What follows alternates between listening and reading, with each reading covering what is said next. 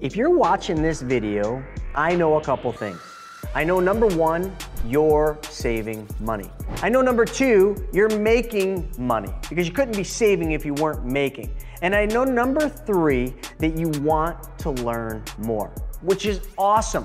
But let's start with the basics.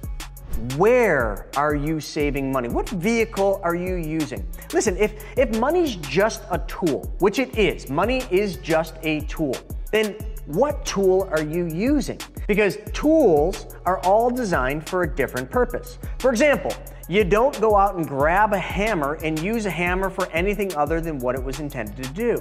You don't go out in the backyard to dig a hole with a rake, do you? You don't go out in the garage and grab a shovel and bring it inside to paint your walls, do you? You see what I'm saying? Every single tool has a specific use. Therefore, if your money is a tool, your money needs to go somewhere first. Just think about it. You go out and you make money. That money's got to go somewhere first. What vehicle are you using? That's what we're going to talk about today. In this episode, we're going to dissect the different vehicles, the pros, the cons, so that you can understand that if your money is to do a certain task for you, we need the right vehicle. Which one's the right one? My name's Chris Naugle. This is What Now? What's next for your money?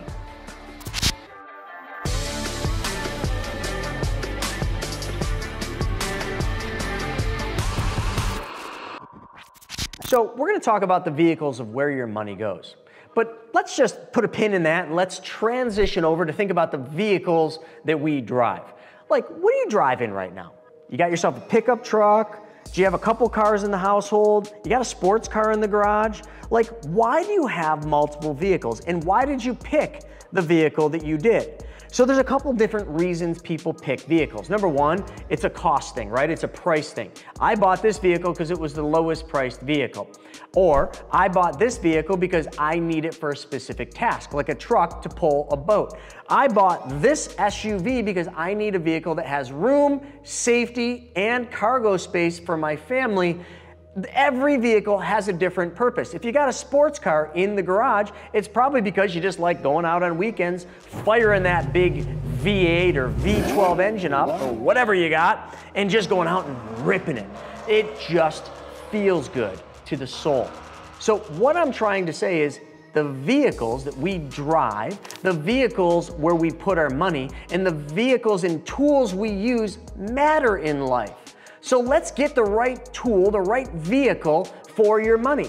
But to do that, you gotta understand the different vehicles. So let me just give you a list. I wrote them down right here. You got checking and savings accounts. Let's just start with those. A checking and a savings account. Now they're two different vehicles, but each one serves a specific task. You all have a checking account. What do you use that for? Well, if you're like me, you use it to pay bills, your paychecks go into the checking, but usually money goes into a checking account and goes right back out somewhere else. Bills, lifestyle, all those different things. But a savings account or a high yield savings account is a different vehicle. You make money and then whatever you want to save goes into your savings account, right? And that money's there for something else, a specific purpose. Maybe you're saving for college for your kids. Maybe you're saving to buy a new car, a remodel on the house, whatever. Savings are for a specific task. But let's just dissect the pros and cons of both of those. Number one, the vehicle called the checking account has some really bad downfalls. Number one, very few checking accounts pay hardly any interest, if any at all. My checking accounts pay no interest at all. So the money just sits there really to benefit the bank. The bank takes my money and makes it go to work for them and makes 400 to 1,300% more than I do. So this checking account, if I leave excess money in there, right out of the hole, I know that's a bad vehicle for me.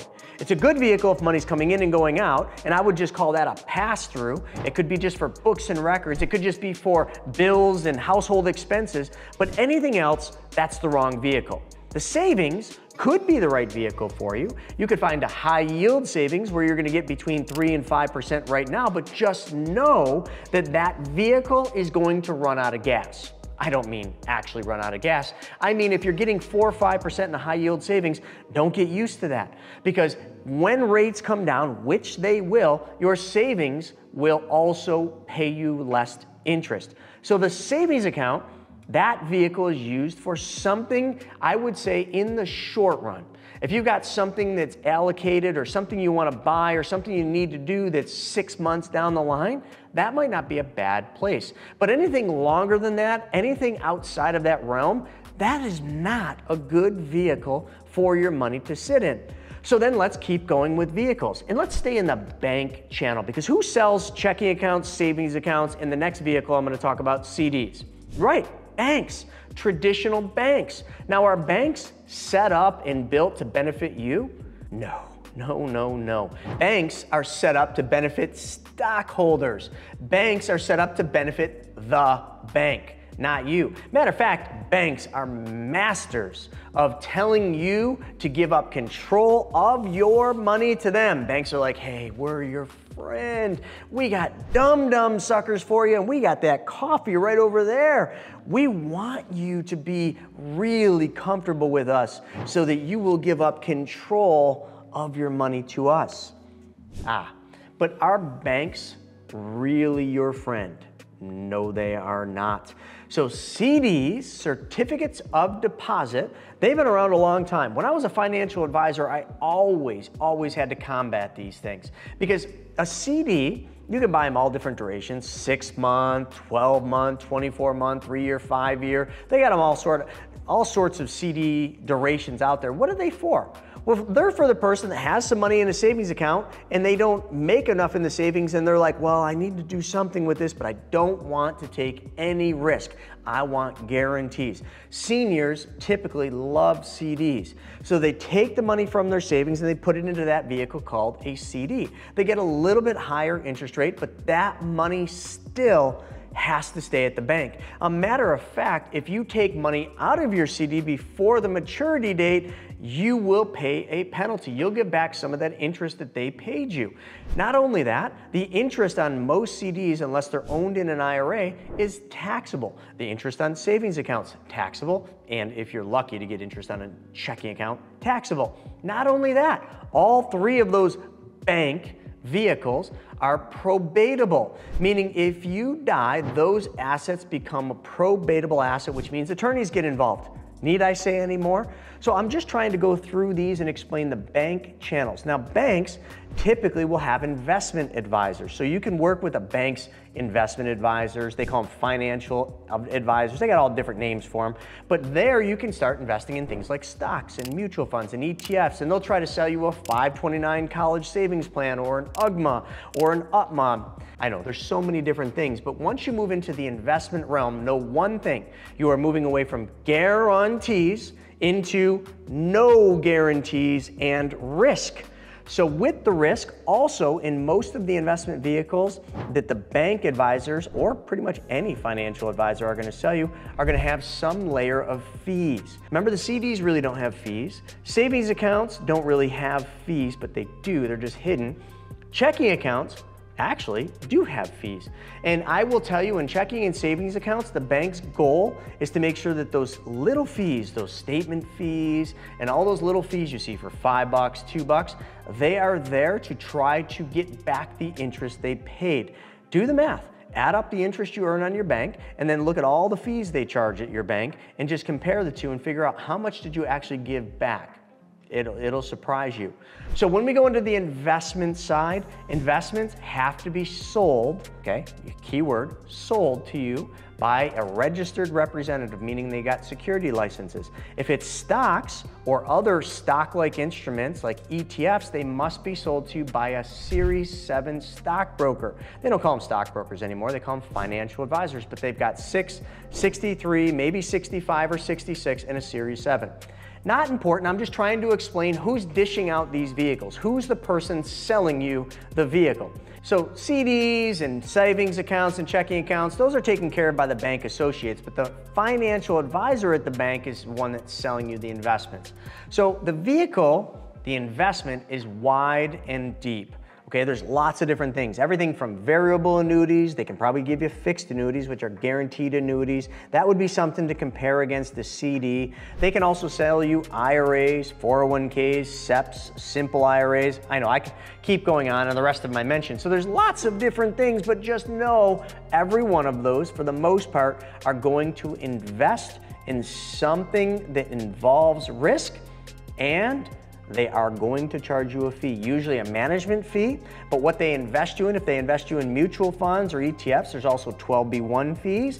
There's also management fees on those, and then advisor fees. So you can see the fees go deep as well. I did another YouTube video where it dissected all the fees, but it didn't come from my opinion and my knowledge. It came from the SEC, the Securities and Exchange Commission. So as we start going down through this, we've covered a lot of different vehicles, but let's move into some alternative vehicles. Alternative vehicles, and some of you might know of this, like real estate. You can invest in real estate, right? You could take your money from your savings and you could go buy real estate. If you didn't want to buy real estate, you could take money from your savings and you could lend on real estate deals if you didn't want to do the work. So real estate is a great vehicle to use because real estate can give you security of your money because you've got a tangible piece of property. Real estate can give you tax deductions because the real estate can also act as a tax deductible expense in some fashion, especially if you start remodeling it. Real estate can also provide you an income stream if it's rent. It can provide you capital gains income if you're flipping or selling the real estate. And if you were just saying, hey, in real estate, all I want to do is I just want to invest in it, close my eyes and not do anything, there's ways to do that as well. So real estate can be a good investment. Now, who's gonna be the one that dishes out that vehicle to you?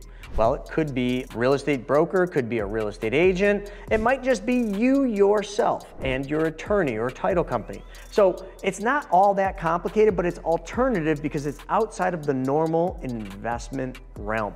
But also, real estate, and I want to make sure I quantify this, real estate has made more millionaires than any other investment. Just telling you.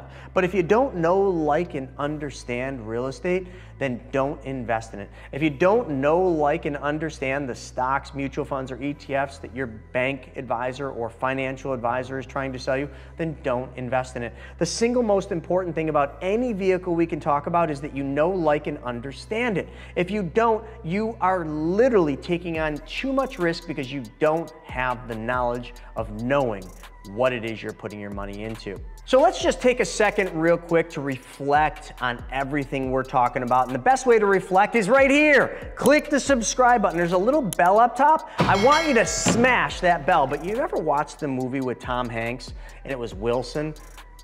Come on now, folks. That's my Wilson. Hi, little buddy. But you see, my Wilson always keeps a tiny little bit of cash over on the side. But anyway, smash that bell. Don't hurt Wilson because he is a very, very sensitive punching bag.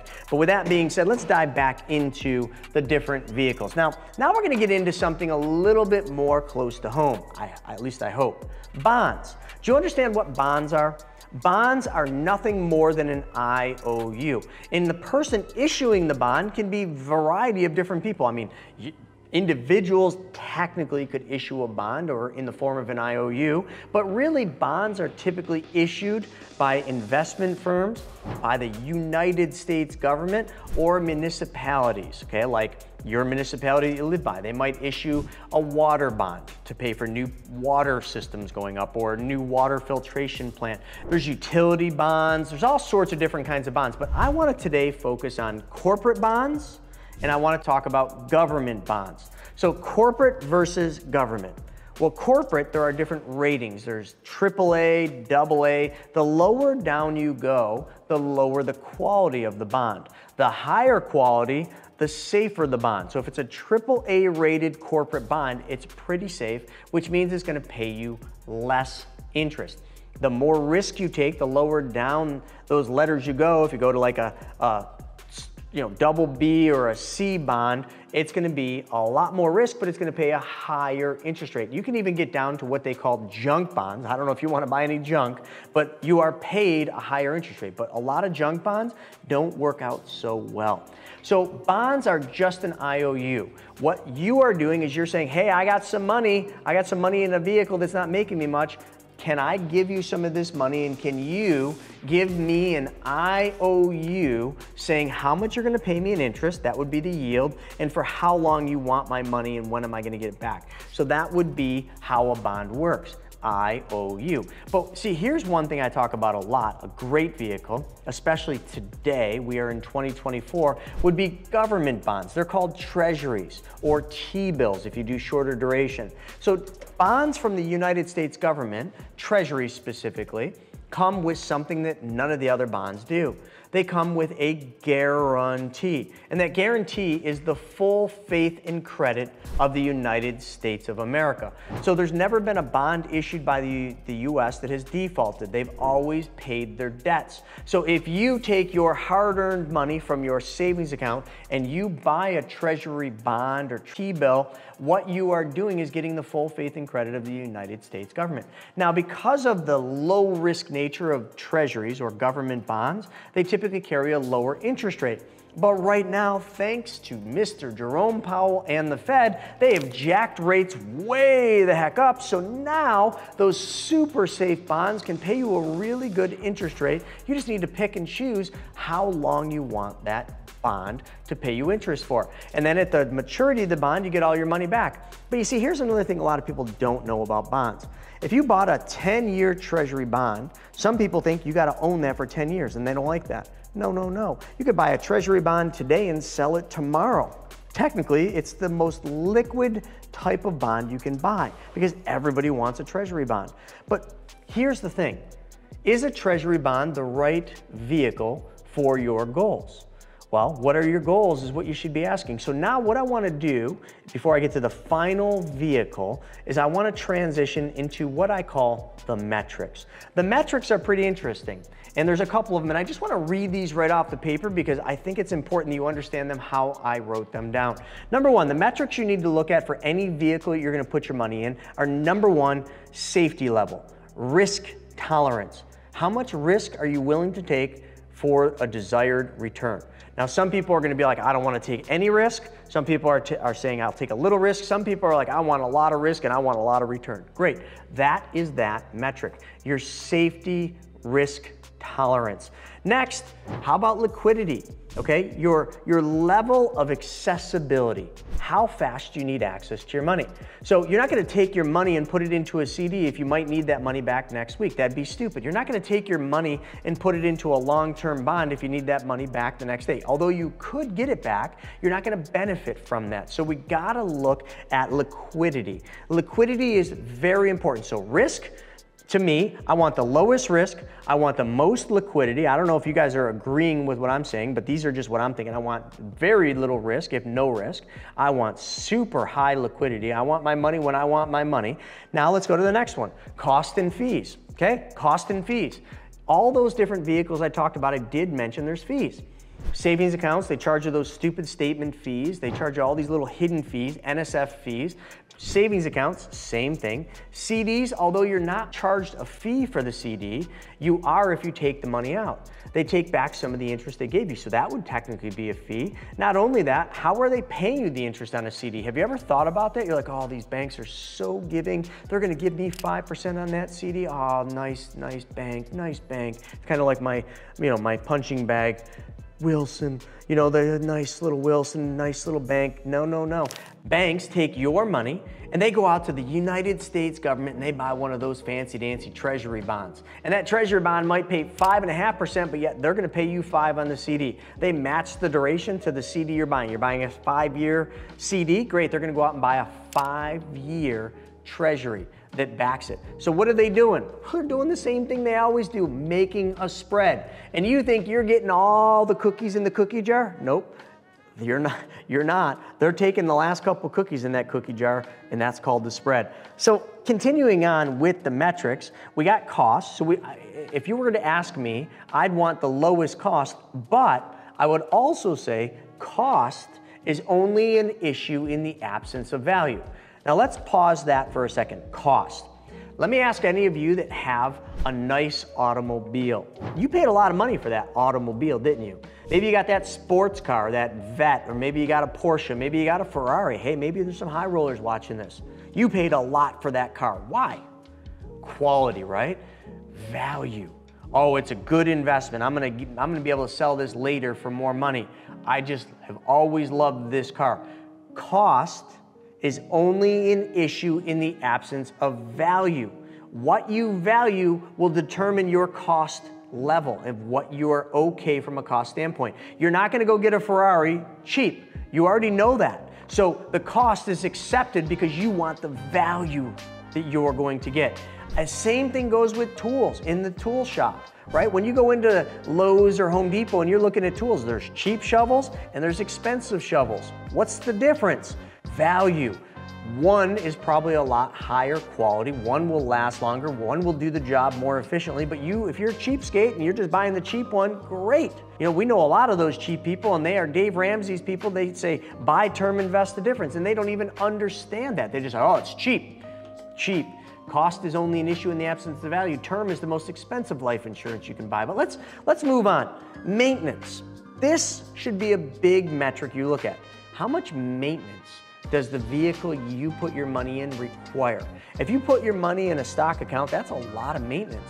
Oh, I got a financial advisor. Oh, so I'm sorry, you just turned over all control to your financial advisor and you think they look at it every day? You think they're really looking out for your best interest? You think they really care how you're allocated based on exactly what you want? Heck no, you are the best steward of your money and you always will be. So you need to really look at the maintenance of your vehicle. So if you buy an old Ferrari, the maintenance is really high. If you buy any old car, the maintenance is higher than a new one, but you gotta accept that. How much maintenance are you willing to accept for the vehicle you put your money in? And the last one, the last metric, performance. I talked about this earlier, but the performance a lot of times can be whether or not you're a short-term or a long-term time horizon. So that performance, if you're shooting for the moon, saying, it's going to the moon, you are taking on a ton of risk. And with a ton of risk, someday you're gonna get your hand slapped and hopefully you'll learn your lesson. But if you're really low risk, you have to accept that that's a lower return. So now that we've gone over the vehicles, we've gone over the metrics and all the different things come along with that, we've gone over the drivers, which are the people that do give you those vehicles or can sell you those vehicles. Now, what I want to do is I want to kind of just in my mind articulate what the perfect vehicle would be. And now I know this perfect vehicle is not going to be the same perfect vehicle for everybody on here, but let's just do this together. If you could design the perfect vehicle to put your money into, what would be some of the things you'd want? Well, for me, I would want guarantees. I would want some of my money guaranteed. Why? I don't know. I've lost money investing and it just doesn't feel as good as not losing money. That's quite simple. So I'd want guarantees, but I'd also want a level of growth. I'd want dividends on my money. I'd want something extra on top of the guarantee, because remember, with guarantees comes lower interest rates, lower yields. So I already accept that, but I want my guarantees, but I also want a little sugar on top. I want a little whipped cream on top, and you know what? I love me some cherries. So top that thing off with a cherry. Yeah, you know, listen, you ever go into the ice cream store and you get a sundae? Do any of you skip the cherry? I mean, are you freaking crazy? They ask, would you like a cherry on top? And you say no? What? Give me the cherry, pay me the dividend, and that's what I want. But what else do I want with the vehicle that I'm looking for? Well, I don't like taxes. Don't tell anybody. Now, I know some of you just love paying you some taxes, right? You love paying taxes. I don't. I don't know. I'm the weird guy, right? I just don't like paying taxes to the government when I know what the government's going to do. They're just going to go out and rack up more debt, do more things, and need more tax money. So to me, it just doesn't make sense. Like, I'd like to keep my money because I think I can do better with my money than the government can. But, so that's just me. I would love a vehicle that was tax-free and tax-deferred. But you know what else I'd also like? I'd like my money protected. Yeah. You see, I know a thing or two about lawsuits.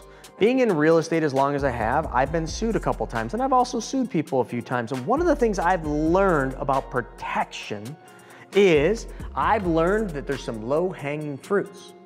And I'm not gonna give any stories, okay, because I don't wanna hit below the belt, but I do know that, bank accounts, CDs, savings accounts, checking accounts, that is the lowest hanging fruit. If you get sued and you lose or something happens, they can freeze those accounts, they can garnish those accounts. That's some low-hanging fruit, folks. So I want super high-hanging fruit. Matter of fact, I want the apple at the top of that giant apple tree. I want it protected.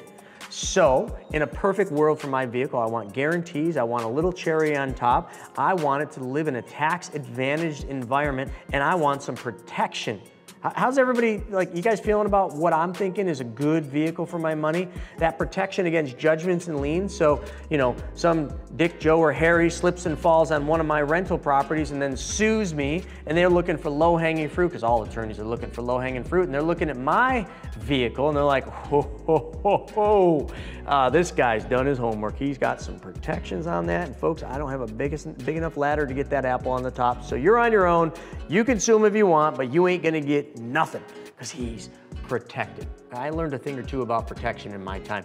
So let's keep going on this perfect thing.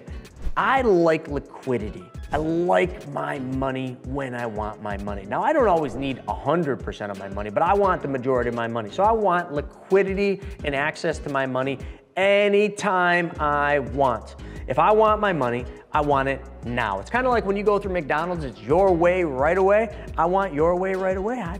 Hey, if I'm making this shit up, I might as well just make up a fictitious place for this money to sit. So give me access to my money, and I want my money by just clicking a button.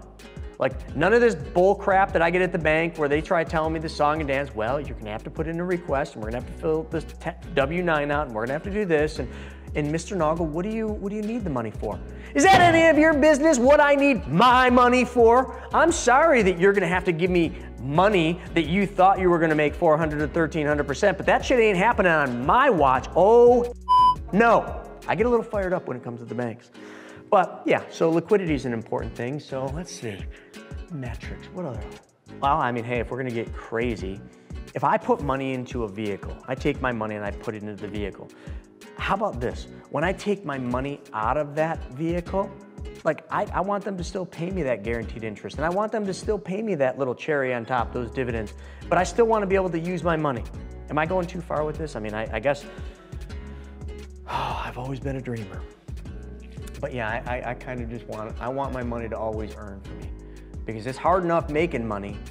And when I make money, I want that money to make money for me, but I don't want me taking that money out to invest it somewhere else to stop that money earning. So yeah, give me that uninterrupted compounding interest. And you know what?